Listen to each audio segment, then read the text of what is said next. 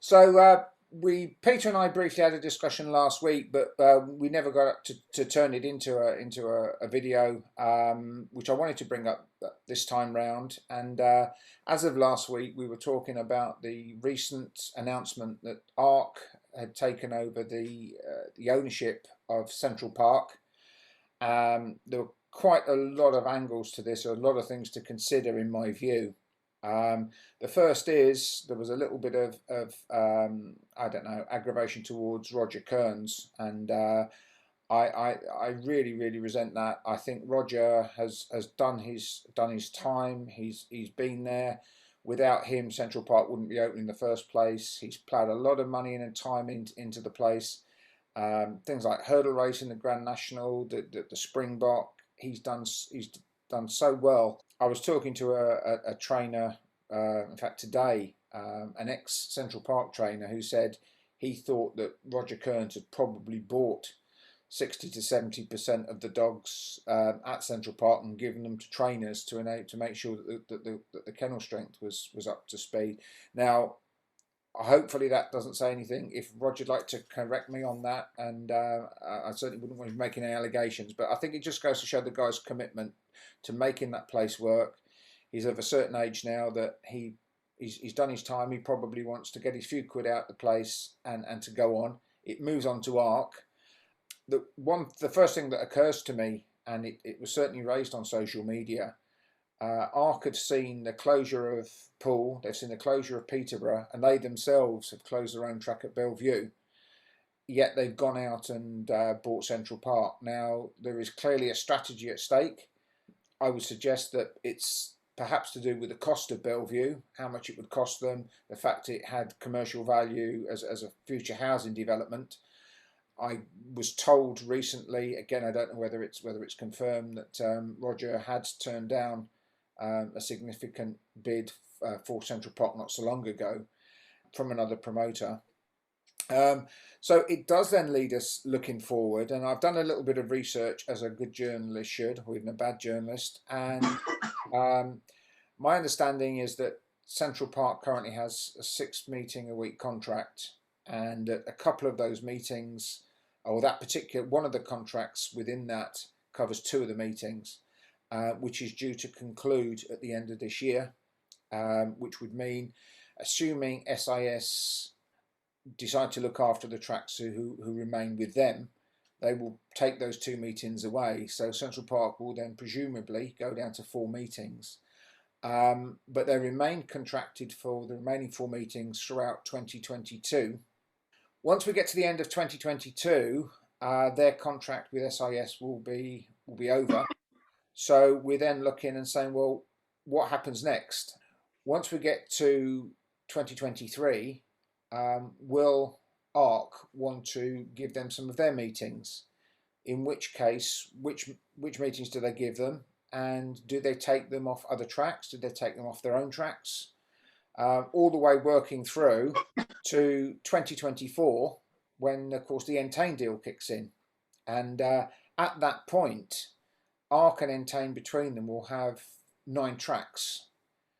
Will there be a need for 9 tracks? If we look at what SIS have done with less than 9 tracks, they've produced a full service with their Henlows, Doncasters, Central Parks, Toaster, and some Irish support. They've managed to do that. So where is this going?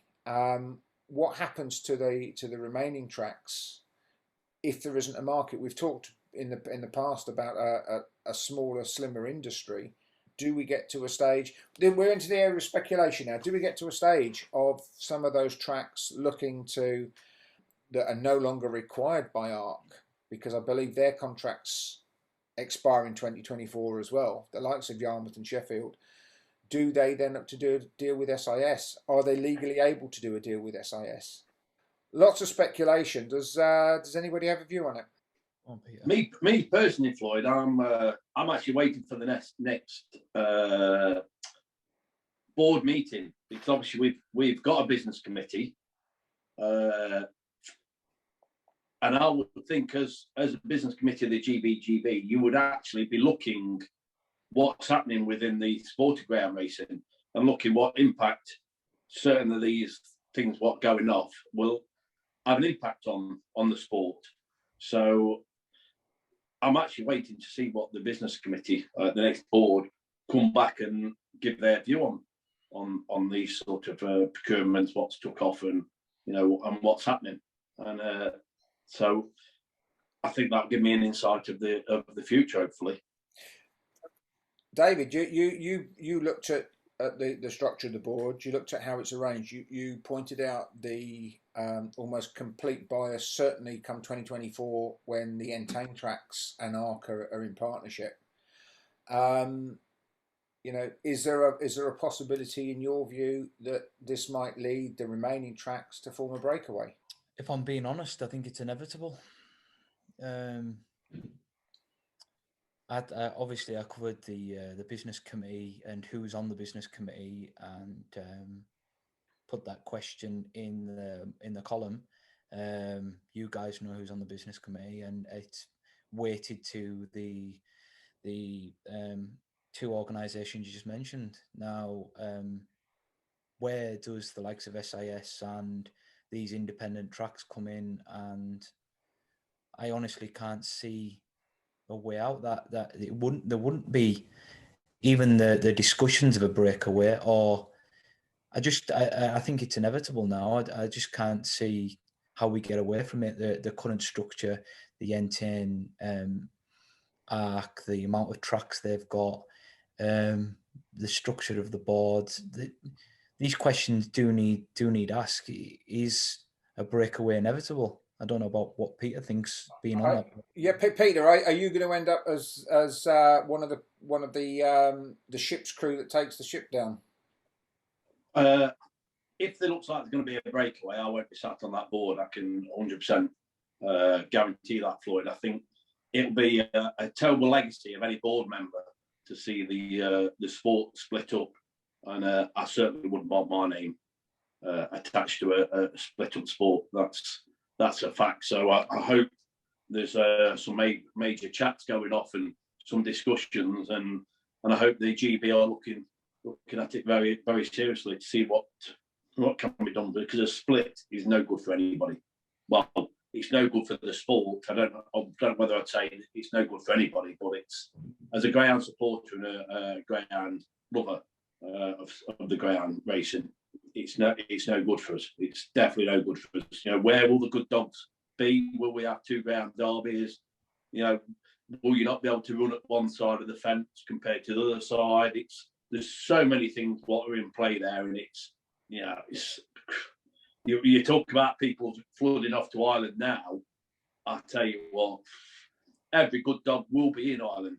Every good dog will be in Ireland, because what you'll find is the Irish will probably be able to come and run at both sides, whereas if you're an Englishman, you'll probably be only allowed to run at one side. So it'd be absolutely make no sense having a dog over here unless you're just running graded for your £30 a run.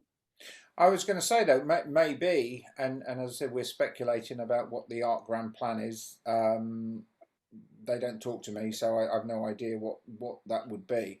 But if we look at horse racing, we know, I've described before, their horse racing is the bread and butter end of the market. They don't have Newmarket or Epsom, Ascot, Cheltenham, Aintree. That they're very much in the regular day-to-day coverage. Maybe that is the long-term plan for their Greyhound tracks. Maybe they go, do you know what? If we get our 8 or 9 with a combined deal with the Entain tracks, that's it. That provides the product. That fits in nicely with our horse product. We sell it to the betting industry. But on that, Floyd, what I would bring up on that when we talk about the horse racing, they still work hand in hand with the higher echelons. You have your Godolphins that run at some of these all-weather meetings to bring them on so they can run in the big meetings, etc. You have to have both the top and the bottom level of things. You can't just focus on one side and think that will work by itself. It won't. All sides have to work together, and they do work together in horse racing. I have to say there on that point though, Peter, I have discussions daily with different owners, I've heard owners discussing now, where the next dog I buy, where does it go? Do I put the dog with a trainer, then this split might happen, and then we move the dog to where we're happy with, or do we put a dog with a trainer that is kind of outside of the Argentine, and then there's a lot of decisions that need to be made, especially owners and even more so trainers. You've obviously just said about the amount of tracks that Argentine will have, and there's only so many races that can happen any one time, and which tracks that might be there, might not be there. We've seen a number of them closed. If you're a trainer, you would maybe be thinking now, what's going on? Because we're speculating here, we're having a chat about it, and none of us know what is happening, or what the future looks like, or the bigger picture, or is in, I know Peter's on the board, but have we got any say, any direction? Can the owners and trainers really drive that direction, or is it kind of like it or lump it?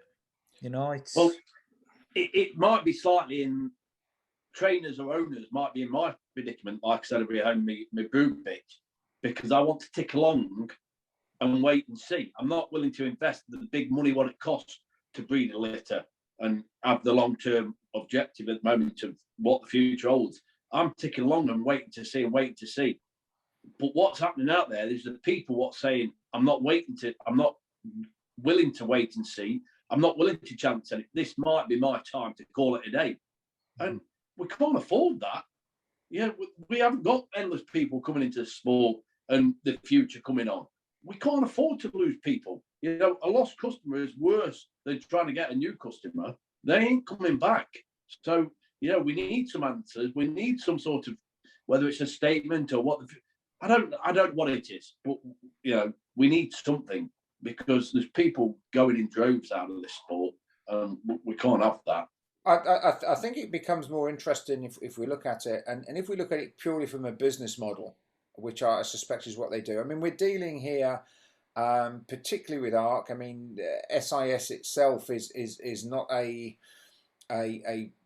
doesn't have assets. I mean, it basically has its contracts and it has its deals. I mean, ARC itself is the Reuben brothers with net assets of 18 billion. Floyd, can I just jump in? There? What we've got to be careful of is not a one-side bashing scenario. I don't want to be classed as somebody who's bashing ARC, saying ARC this and that. That's if SIS had the power, what ARC have got this point in time, I'd be extremely worried with that. Exactly so, Peter. But we have said in the past, this isn't about taking sides, because either side would have done the same. I've said in the past, go back, learn your history. Your history is SIS. This is set in motion by SIS. So I'm not in any way taking sides on it. I'm saying is the way the situation is at the moment. I'm looking down a slightly different angle here, and that is, if we go down the line of looking at, I don't know, a nice, neat production for the ARC tracks, whereby they say, well, we've got our 8 tracks, 9 tracks, 10 tracks, doesn't really matter. This is what we do.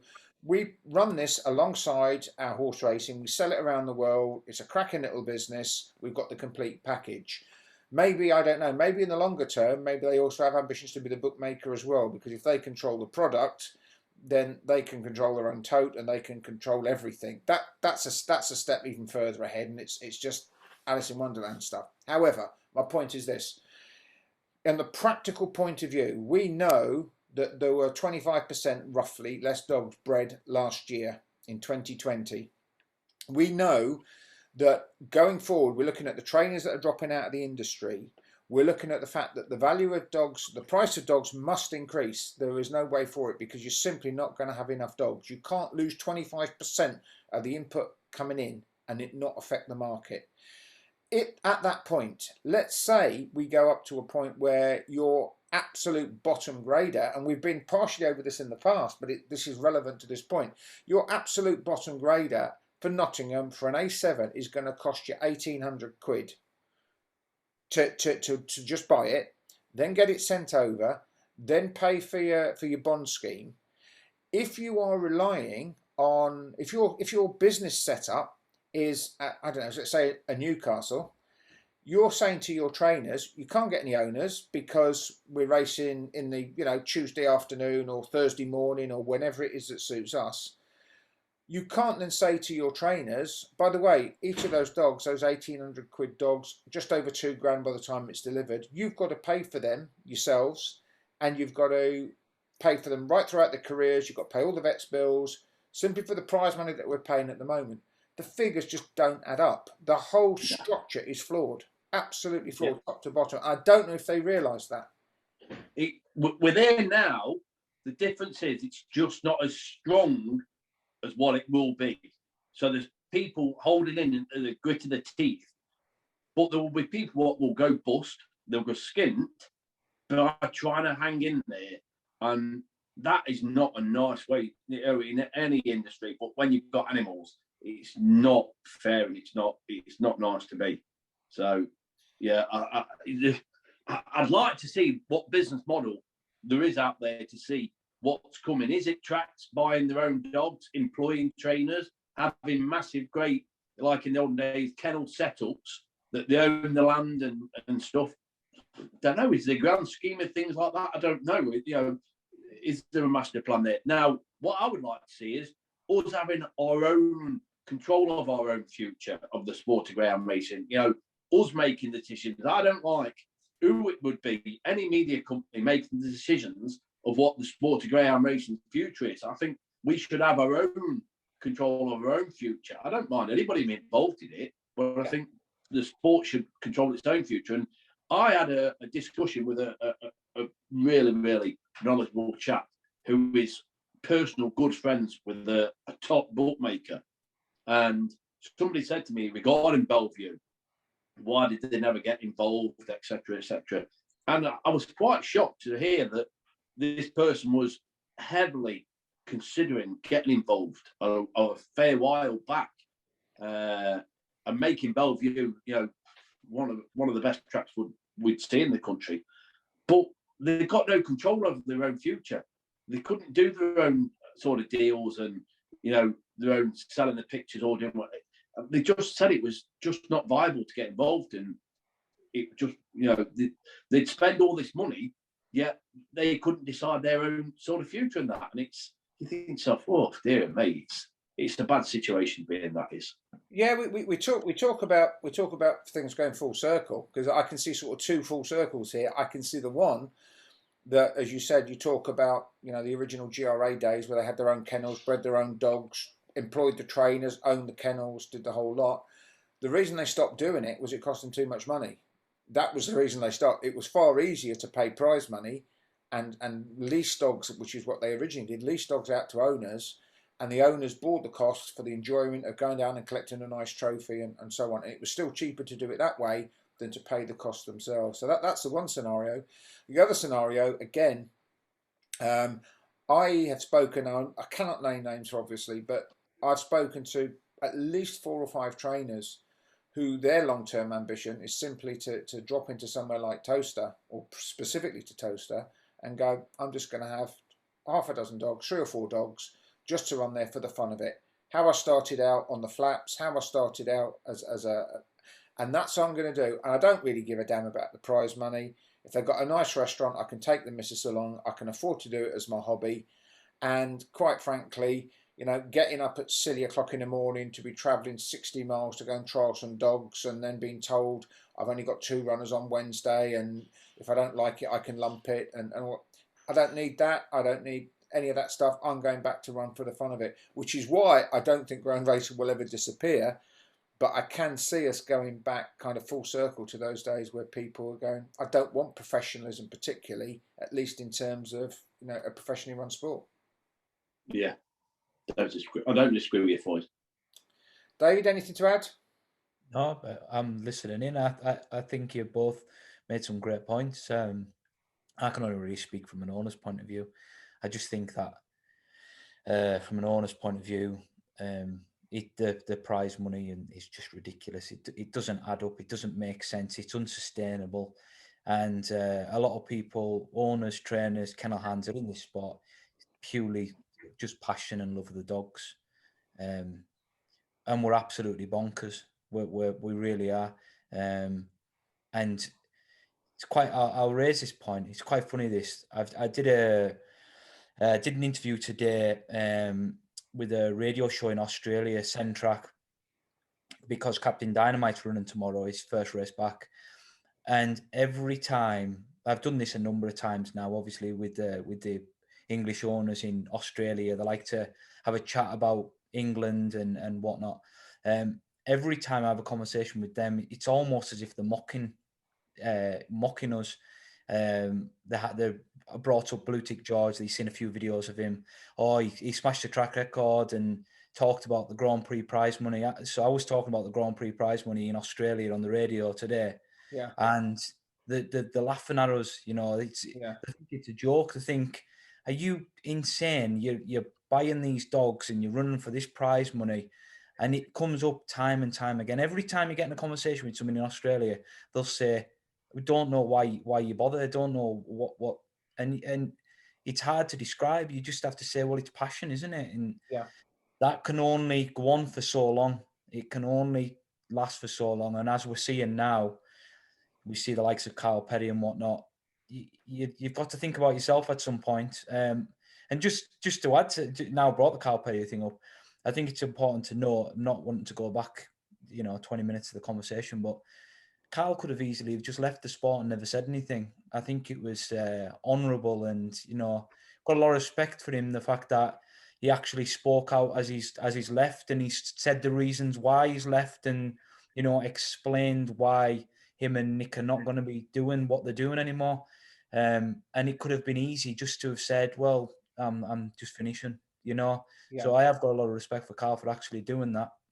I think to sum it up, really, I mean, we say, well, why are you in the industry? Is it for the money or the love? There is clearly no money. If you stop loving doing it, then why would you do it? And I think so many people, Carl being one of them, going, I'm not getting enough enjoyment out of this for the aggravation and the expense of doing it. So I'm calling it a day. And quite frankly, he's not the first, and he's certainly not going to be the last. Gentlemen, thank you very much for your time. It's been interesting as always.